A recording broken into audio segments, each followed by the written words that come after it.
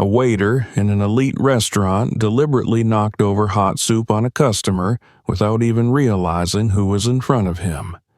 When the truth was revealed, the whole room froze in shock. What happened next, no one could predict. Subscribe, watch other videos, and where are you watching from? Write in the comments. The evening air in Washington, D.C. carried a crisp chill, a whisper of the changing seasons drifting through the streets lined with historic buildings and contemporary luxury. Among the illuminated storefronts, nestled discreetly between towering glass facades, stood Concordia, a name that commanded quiet reverence among the city's elite. It was more than a restaurant.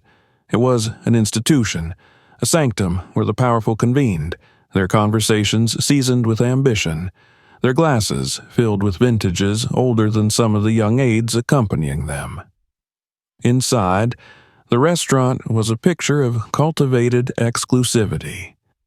Soft, golden light poured from crystal chandeliers, glinting off polished silverware and reflecting in the depths of half-empty wine glasses. White linen tablecloths draped in pristine folds, each table an island of refinement. The gentle hum of conversation wove through the space, a blend of legal jargon, diplomatic murmurs, and calculated laughter. The scent of aged steak, truffle oil, and fine cognac lingered in the air, a perfume of affluence and distinction. The clientele mirrored the establishment's prestige. Men in tailored suits with discreet lapel pins, women draped in silk and understated jewels, their movements precise, deliberate. Some were familiar faces, politicians, business magnates, socialites whose names carried weight beyond their personal fortunes. Others were lesser known, but no less significant. Individuals whose presence alone suggested power, influence, or the quiet promise of both. Every guest belonged. Every presence was accounted for. And then the door swung open. He walked in alone, his presence unannounced, unaccompanied, unguarded. He wore a dark blue sweater, simple, well-worn, paired with slacks and polished but modest leather shoes. There was no fanfare, no flashing cameras, no whispered alerts through security radios, just a man, stepping into the restaurant as if he were any other patron seeking a quiet meal. The moment he entered, a subtle shift rippled through the air. Not a disruption, but a pause, an almost imperceptible hesitation in the clinking of glasses, the cadence of conversation. A glance, a second look, the narrowing of eyes as recognition stirred but did not yet settle. Behind the front podium, Jenna straightened, her polished exterior unshaken, but her expression shifting ever so slightly. She had been working at Concordia long enough to read people at a glance. It was a skill honed through repetition, an instinctive assessment that determined how a guest would be treated before a single word was exchanged. This man did not fit. No expensive watch glinting under the light. No tailored jacket, no air of entitlement. His confidence was present, but it was quiet, effortless, absent of the performative arrogance she had come to expect from those who considered themselves above the staff. He was tall, his posture relaxed but not casual, his expression unreadable. Jenna's fingers brushed against the leather-bound reservation book, though she already knew his name wasn't on the list. "Good evening, sir," she said smoothly, her tone professional but distant. "Do you have a reservation?" He offered a small smile, the kind that was polite but not overly familiar. "No, just looking for a table." A flicker of hesitation crossed her face. A first-come, first-served policy did not apply here. At Concordia, the expectation was clear. Guests planned their visits in advance, tables were secured weeks ahead, and exceptions were rarely granted. Her gaze swept over him again. No reservation, no entourage, no visible wealth. She could feel the weight of unspoken rules pressing against the decision she was about to make. "We're quite full this evening," she said, tilting her head slightly as if reconsidering. "I may be able to find something for you, but it won't be in our main dining area." The words were carefully chosen, a subtle cue that he did not belong among the regular patrons. She gestured toward the farthest section of the restaurant, near the swinging doors that led to the kitchen. It was not an outright insult. Concordia never made its exclusivity so crude, but it was a calculated slight, a message wrapped in courtesy. To her mild surprise, he did not argue. "That'll be fine," he replied simply. She turned sharply on her heel, leading him through the maze of tables. She passed by the candlelit center of the restaurant, where chandeliers cast a warm glow over the privileged view, bypassing the prime seats where sommeliers glided between guests with bottles older than some of the staff. She led him past the quiet corners reserved for discreet discussions, past the velvet-curtained alcoves where whispered negotiations took place. Instead, she guided him to a table near the back, where the ambient hum of conversation was punctuated by the occasional clang of dishes from the kitchen doors. "This should do," she said, placing the menu on the table with just enough force to make a point. He slid into the chair, unfazed. "Thank you," he said, with the same composed politeness he had carried since stepping inside. Jenna lingered a moment longer, watching for any sign of discomfort. An awkward glance at the room, a shift in posture, a flicker of irritation, something, but he remained as he was, calm, steady, wholly unaffected. With a clipped nod, she turned and strode back toward the podium, already dismissing the interaction. Behind the bar, Michael, one of the senior waiters, leaned against the counter, watching the scene with quiet amusement. "What's the story with him?" he murmured as Jenna approached. She sighed, shaking her head. "Walk in. No reservation." Michael smirked, tossing his towel onto the counter. "Doesn't exactly fit the clientele. Tell me about it." She exhaled sharply, tapping the reservation book with her fingernail. Sat him near the kitchen. Michael chuckled, his expression shifting into something more calculating. "Guess I'll handle him then." Jenna arched a brow. "Try not to take too long. He'll probably just order a salad and leave." Michael shrugged, but there was something in his eyes, something sharper than amusement, edged with the quiet satisfaction of a man who believed in unspoken hierarchies. As he grabbed a menu and made his way toward the lone diner, a subtle tension hummed beneath the surface. The restaurant carried on as usual, the conversations, the clinking glasses, the effortless luxury of the evening. But in one corner of the room, a different kind of interaction was about to unfold. One that would shift the atmosphere. One that, by the end of the night, no one at Concordia would forget. Michael approached the table with an air of casual detachment, his polished shoes making barely a sound against the sleek wooden floor. He had been working at Concordia long enough to know how to handle guests, how to cater to the privileged and subtly dismiss those who did not belong. His instincts, sharpened by years of navigating the intricate social dynamics of the elite, told him that the man seated at the far end of the restaurant was an anomaly. He wasn't an anxious first-timer eager to impress a client, nor was he an ambitious young professional attempting to climb the social ladder by dining among the powerful. No, this one was different. Calm, unhurried, as if he belonged here. Michael did not like that. Stopping just short of the table, he let the silence stretch a second too long before speaking, his voice smooth but devoid of warmth. "Have you had a chance to look at the menu?" The man looked up from the crisp pages, his gaze steady, unreadable. "Yes, I'll have the lobster bisque to start, followed by the ribeye, medium, and a glass of the Cabernet. Michael did not bother to conceal his smirk. The choices were ambitious. The lobster bisque was one of the restaurant's signature dishes, delicately prepared with fresh Atlantic lobster and a blend of imported spices. The ribeye, aged to perfection, was a dish only regulars ordered with confidence. And the Cabernet, well, that was not a selection made by someone unfamiliar with fine dining.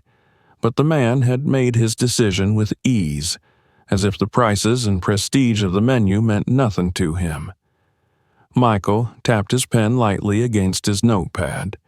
The ribeye, medium.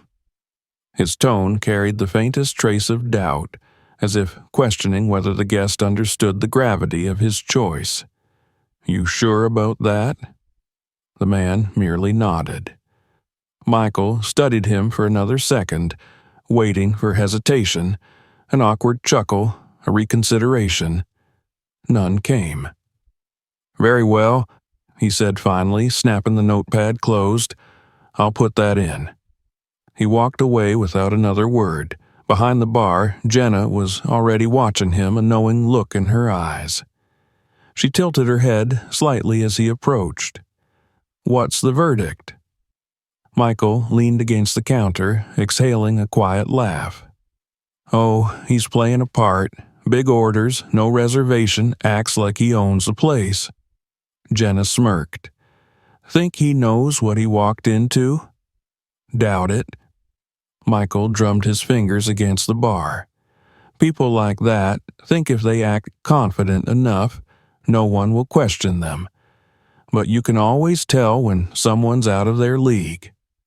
Jenna glanced toward the far table where the guest remained composed, his posture relaxed as he observed the room. He didn't seem like a man trying to prove himself. If anything, he seemed patient, as if he were watching a performance unfold, waiting for the actors to reveal their roles. Michael didn't notice her hesitation. He was already turning toward the kitchen, his mind on the next step. When he returned to the table, he placed a glass of water down with a little too much force, the ice cubes clinking against the sides. "Your bisque will be out shortly," he said, the same forced politeness in his voice. Then, as if an afterthought, he added, "Need help with the wine selection? Some of our guests find the list a little overwhelming." The man lifted the glass, taking an unhurried sip. "I'll be fine." Michael held his gaze for a second longer before nodding once and walking away. In the kitchen, he leaned against the counter where the orders were lined up, watching as the chefs worked. He had seen enough guests come and go to know how the night would play out. The man at the far table would get his meal, enjoy his little moment of self-importance, and then, when the bill arrived, there would be a flicker of panic. Maybe a forced laugh, maybe a sudden excuse to leave. He had seen it all before. The only question was how long the act would last. The bisque was plated with precision, the deep, creamy broth poured carefully into a porcelain bowl, the aroma rich with saffron and sherry. Michael lifted the dish, letting the scent linger in the air for a moment before carrying it toward the table. He placed it down in front of the guest with practiced ease, but this time his smile was edged with something sharper. "Enjoy," he said. He waited. A hesitation, a glance around the room, a shift in posture, some sign that the guest was aware of his position, that he understood he was not truly welcome. But again, there was nothing. The man merely picked up his spoon, stirred the bisque lightly, and took his first sip. Michael clenched his jaw. Fine. He could wait. Back at the host stand, Jenna whispered something to Lucas, another waiter who had been observing the interaction from a distance. Lucas, younger and quieter than the rest, frowned slightly. "I don't know," he murmured. "He doesn't seem like he's pretending." Jenna rolled her eyes. "Michael knows what he's doing." Lucas hesitated but said nothing more. At the far table, the guest continued his meal, his composure unwavering. If he heard the whispers, if he sensed the judgment, he gave no indication. He was entirely at ease, a man who had nothing to prove, who carried no need for validation. And yet, the air around him was shifting. A ripple of tension, small but undeniable. Because for the first time that evening, it was not the guest who seemed out of place. It was the restaurant around him. Michael moved through the restaurant with a sense of quiet satisfaction. The man at the back table had eaten his bisque without complaint, had sipped his wine without hesitation, had sat there as if he truly belonged. But Michael knew better. The performance was always the same. Those who didn't belong could pretend for a while, but the illusion never lasted. He had seen it before. He had exposed it before. Tonight would be no different. The kitchen doors swung open as he stepped inside, the scent of seared meat and simmering sauces thick in the air. The chefs worked with quiet efficiency, their movements sharp and precise. Orders were called, dishes plated, finishing touches added with practiced elegance. Michael approached the counter where the ribeye was being prepared, the rich marbling of the steak glistening under the heat of the grill. He watched as the chef, a stocky man with sleeves rolled to his elbows, lifted the steak from the pan, let it rest, then sliced into it with effortless precision. The deep pink center was perfect, exactly medium, the juices pooling just slightly as the blade passed through. Michael smirked. It would be a shame for such a fine dish to be wasted. He waited until the steak was plated, the truffle butter melting into the warm surface, the accompanying sides arranged in careful symmetry. Then he reached for the plate, lifting it with a practiced grip, feeling the weight of the dish in his hands. He could feel the heat rising from it, the aroma of perfectly aged beef mingling with the sharp tang of roasted garlic. As he stepped back into the dining area, he could already sense the eyes on him. The regulars at Concordia had a way of noticing when something was off, even if they never spoke of it directly. They had noticed when the man had been seated at the back. They had noticed the way Michael had handled his service, and now they noticed the way he carried the plate. With deliberate steps, he approached the table, his expression carefully composed. He stopped just beside the guest, his grip steady, his voice smooth as he spoke. "Your steak, sir."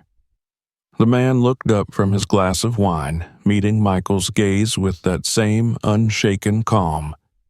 There was something in his eyes, something measured, something observant, but he said nothing. He simply set his glass down and reached for his utensils.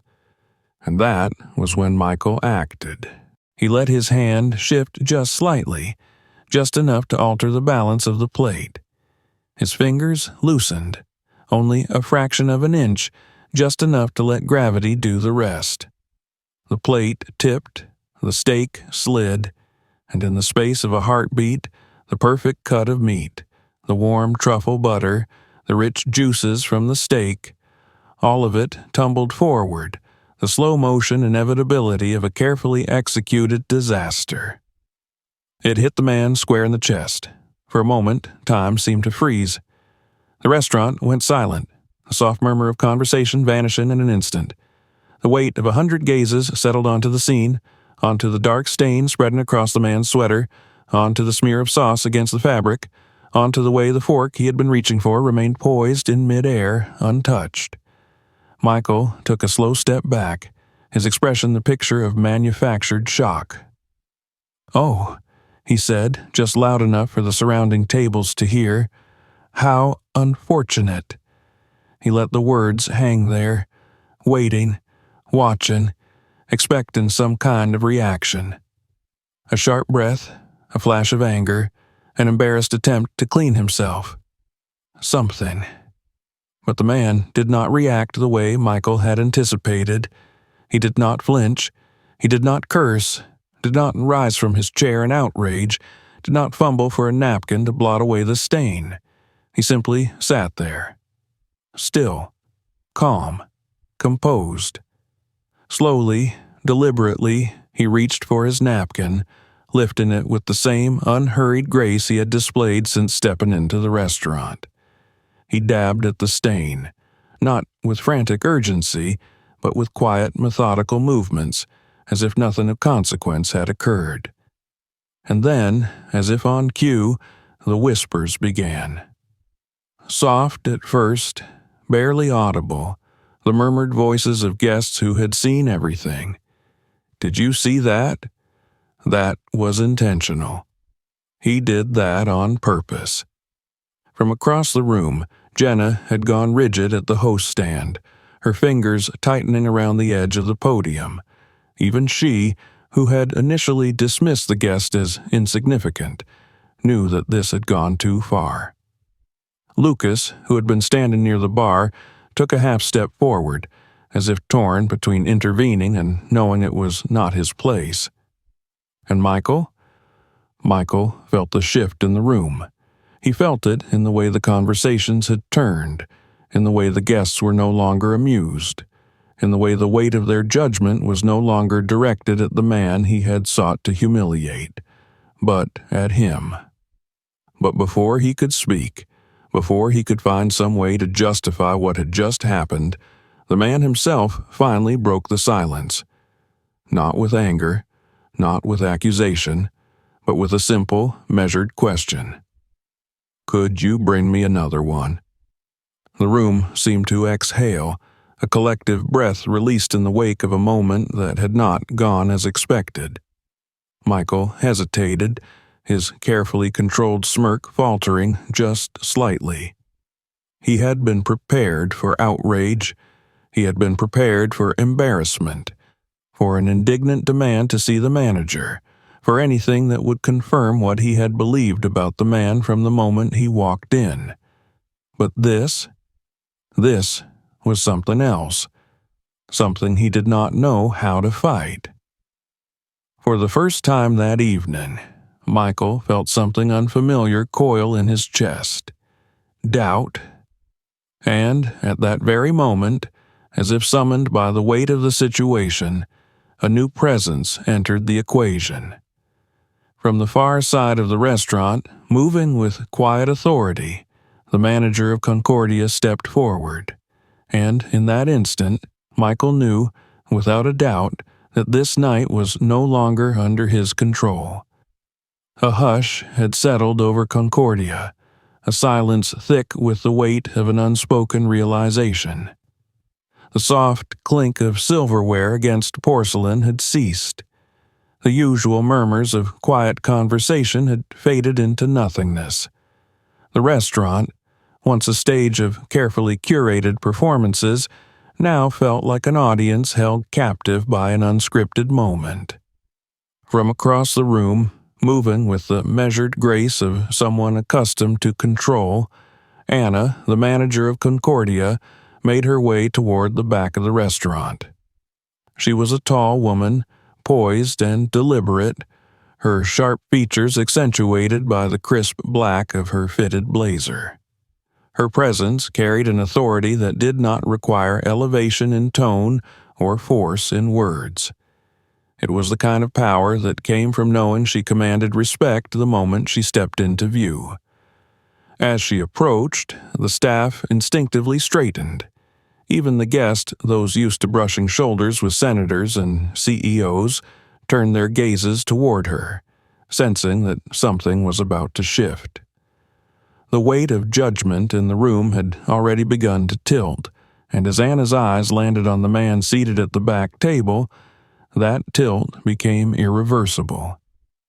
She knew him immediately, not because of the spectacle that had just unfolded, not because of the stain spreading across the front of his sweater, or the steak that lay ruined on the floor. She knew him because the world knew him, and Michael, standing stiffly beside the table, his expression frozen somewhere between feigned concern and dawning horror, had just made the gravest mistake of his career. For the first time that evening, the silence felt as though it belonged to someone else. It was no longer the man at the table who stood apart from the rest, no longer he who bore the weight of scrutiny. The air had shifted, and the judgment, once so easily directed at an unassuming guest, now coiled around the very person who had tried to wield it. Anna did not look at Michael first. She did not acknowledge him at all.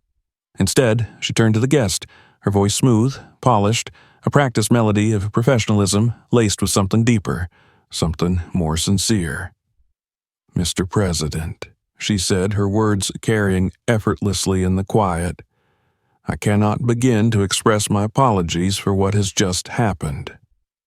The reaction was immediate, a sharp intake of breath from one of the nearby diners, the slight shuffle of a chair as someone sat up straighter, the barely contained whisper from a woman near the bar, soft but clear enough to cut through the silence.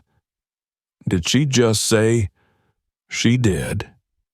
And just like that, recognition dawned, spreading through the room like ink spilling across a page. Jenna, standing near the host stand, felt her stomach plummet. She had spent the evening dismissing the man as insignificant, had barely spared him a second thought after seating him at the worst table in the house.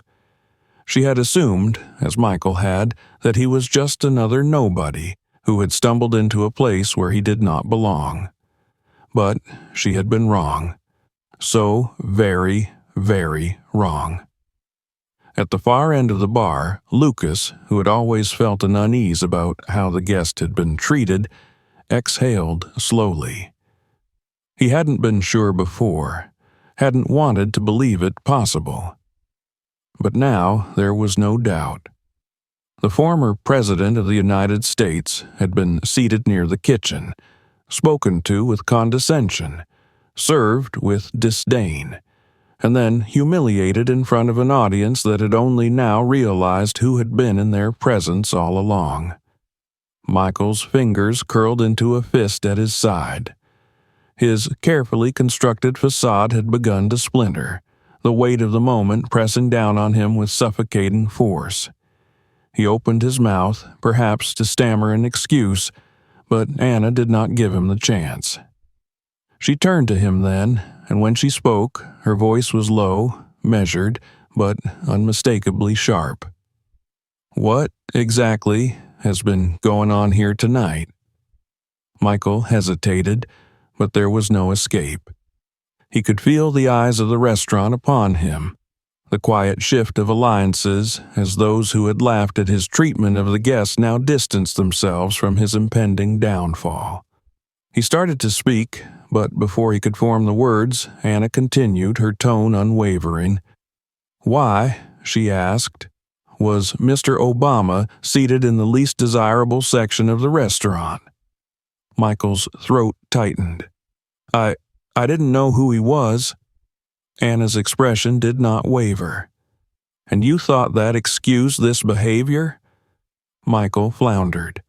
He could feel himself losing ground, feel the steady erosion of his control over the situation. Just hours ago, he had felt invincible, had reveled in the small pleasure of asserting his dominance over a man he had assumed was beneath him.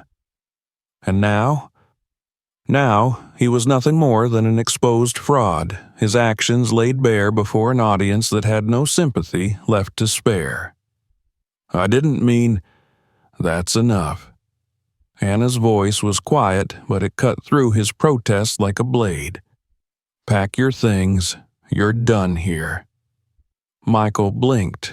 For a moment, he seemed as though he might argue, might attempt to grasp at some final shred of power. But the weight of the room had already decided his fate. There was no fight left to be had. His jaw tightened, his shoulders squared, but there was nothing he could do. He turned without another word, his departure marked by the quiet murmurs of those who had once found him amusing. Now they found him nothing more than forgettable.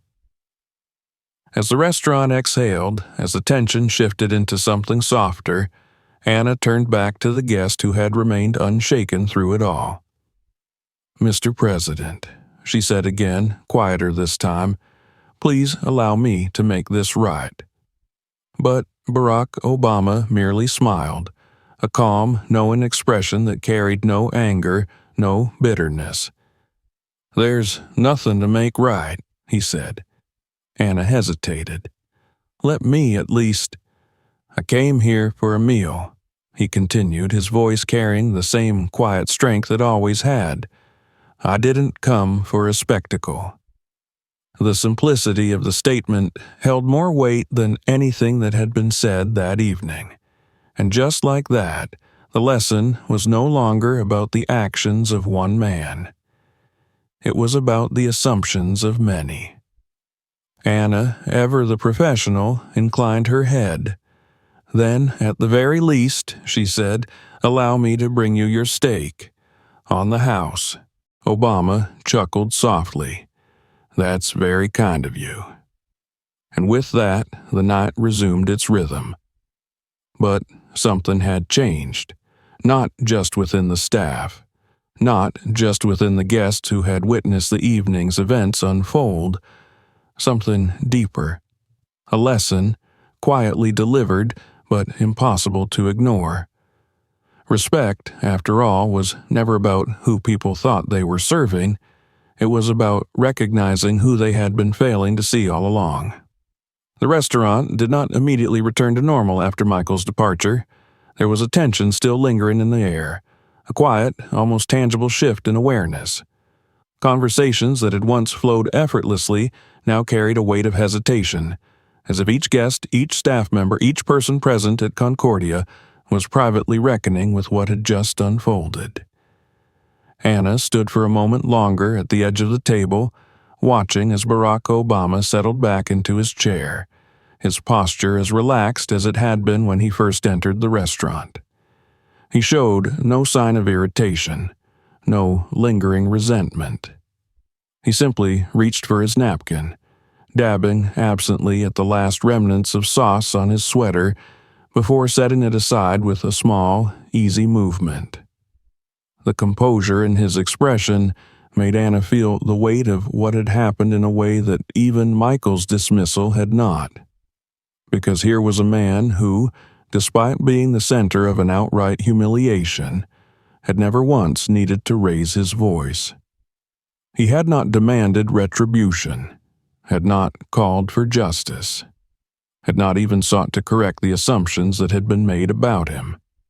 Instead, he had done something far more disarming. He had let people reveal themselves. Anna exhaled slowly, then straightened, signaling for one of the kitchen staff to prepare a new steak. She turned to Lucas, who was still standing near the bar, his hands resting tensely at his sides.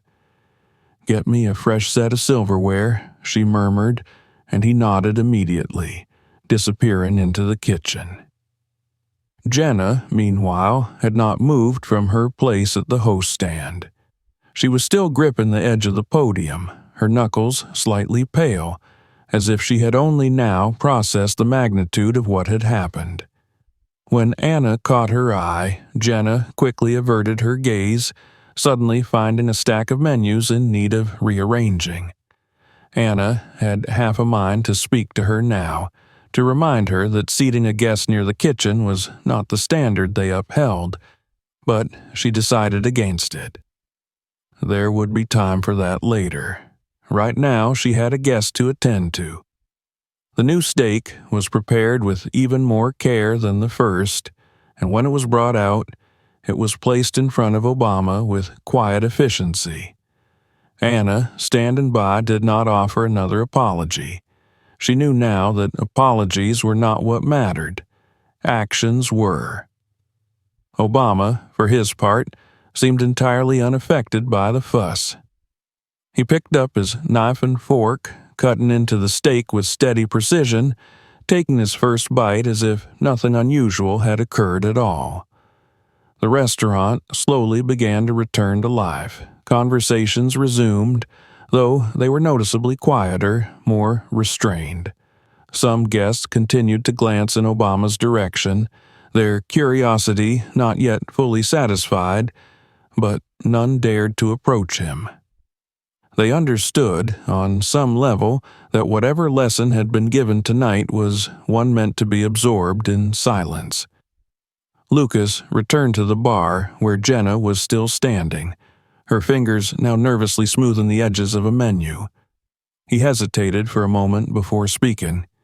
"You knew, didn't you?" His voice was soft, but there was no accusation in it. Jenna's fingers stilled. She exhaled, then shook her head. "Not at first." A pause. "But I should have." Lucas studied her, then nodded, as if that was enough. Across the room, an older couple who had been watching the events of the evening with quiet interest exchanged a glance. The woman, Ellen, reached for her husband's hand, squeezing it lightly before murmuring, "He handled that better than most people would have." Howard, her husband, chuckled softly, swirling the last of his brandy in his glass. "He's had practice," he said, the hint of admiration in his voice unmistakable. Ellen nodded thoughtfully. "You know," she said after a moment, "I don't think it was just Michael who learned something tonight." Howard followed her gaze across the room where Jenna was still standing, her posture no longer quite so self-assured. He smiled, taking another sip of his drink. "You're right," he said. "I think a lot of people did." As the night drew on, the staff continued their work, though there was an unspoken shift in how they moved, how they carried themselves. Orders were taken with a touch more care. Plates were placed with a fraction more grace. Even the way they spoke to guests had changed, their tones softer, their patience deeper. Anna, standing near the back of the restaurant, observed it all in silence. Later, when Obama finally finished his meal, he signaled for the check. Lucas brought it over, but before he could set it down, Anna intercepted him, taking it from his hands. "It's on the house," she said simply. Obama glanced at her, something unreadable flickering in his expression. Then, slowly, he smiled. "Thank you," he said. He reached for his wallet anyway, sliding a few crisp bills onto the table. More than enough for a generous tip, more than enough to make a statement. Anna did not argue. As he rose from his chair, the restaurant grew quieter once more. People watched, but this time there was no hesitation in their gazes, no uncertainty about who they were looking at. He nodded to Anna, then to Lucas, then, finally, to Jenna, who swallowed hard and managed a small, tight nod in return. Then, without another word, he turned and walked toward the door. As he stepped into the cool Washington night, the weight of the evening settled behind him, leaving only the quiet hum of reflection in its place. Inside, the restaurant remained subdued, its usual air of exclusivity now tinged with something else, something quieter, something unspoken but understood. A reminder. That respect was not something to be offered selectively. It was something to be given freely, without expectation, without assumption, without hesitation. And tonight, Concordia had learned that lesson the hard way. If you enjoyed this story, make sure to subscribe so you don't miss the next one. Check out more videos for more captivating stories, and feel free to share this with others who might find it interesting. Thanks for watching.